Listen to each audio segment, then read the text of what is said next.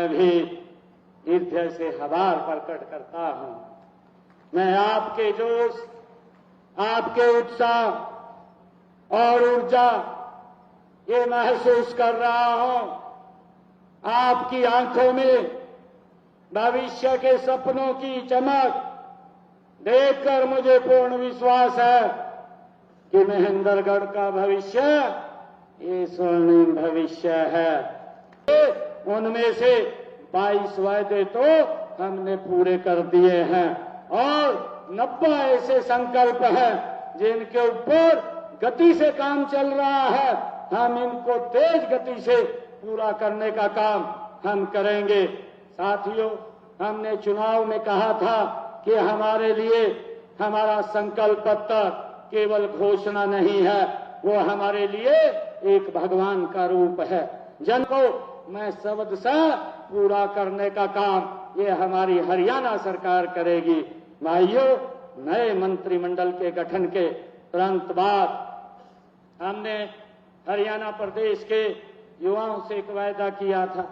हमने कहा था, क्योंकि कांग्रेस ने उसके ऊपर भी वादा लगा दी थी, कोर्ट में जाकर के चीफ इलेक्शन कमीशन के पास जाकर के उस भर्ती को रोकने का काम किया था।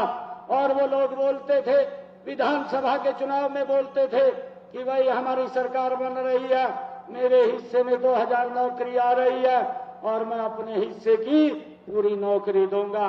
कोई उनका प्रत्याशी बोलता था, मेरे जितने हिस्से में नौकरी आएगी उतनी मैं नौकरी दूंगा। कोई प्रत्याशी बोलता था कि आप मुझे 50 वोट दें, मैं एक नौकरी आपको दूंगा। किस प्रकार से बोलिए नौकरी की लग रही थी। भाइयों, युवाओं के अंदर इस बात का डर था, युवाओं के माँ बाप में इस बात का डर था कि अगर कांग्रेस की सरकार बन गई तो ये नौकरियां हमारे बच्चों को नहीं मिलेंगी। मैंने युवाओं से वादा किया था कि 8 तारीख को भारतीय जनता पार्टी की सरकार तीसरी बार हरियाणा में बन रही है, आप सबके आशीर्वाद से बन रही है। मैं आपको विश्वास दिलाता हूं कि मैं शपथ बाद में लूंगा। पहले अपने युवाओं को नियुक्ति पत्र दूंगा।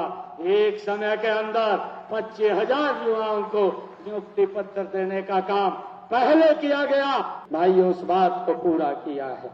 हमने खुशी है कि हमने अब तक हरियाणा प्रदेश के अंदर 1,75,000 नौकरियां बिना पर्ची बिना खर्ची के हरियाणा के युवाओं को देने का काम हमारी सरकार ने किया है। भाइयों, हमने ये भी कहा था कि हमारे जो कॉलेजों के एक्सटेंशन लेक्चरर हैं, जो हमारे अतिथि अध्यापक हैं और जो तकनीकी शिक्षा अनुबंधित कर्मचारियों, अतिथि शिकायों, ऐसे सबको सुरक्षित करने का काम हमारी सरकार करेगी और हमने उसको पूरा किया है। भाइयों, हमने ये भी कहा था अपने संकल्प पत्र में कि हमारी सरकार आएगी, ये हरियाणा देश का पहला ऐसा राज्य है जो अपने किसान की 100% फसल MSP पर खरीदेगा। हमने उसको लागू कर दिया है। हरियाणा प्रदेश के किसान की फसल अब 100% हरियाणा सरकार MSP पर खरीदती है।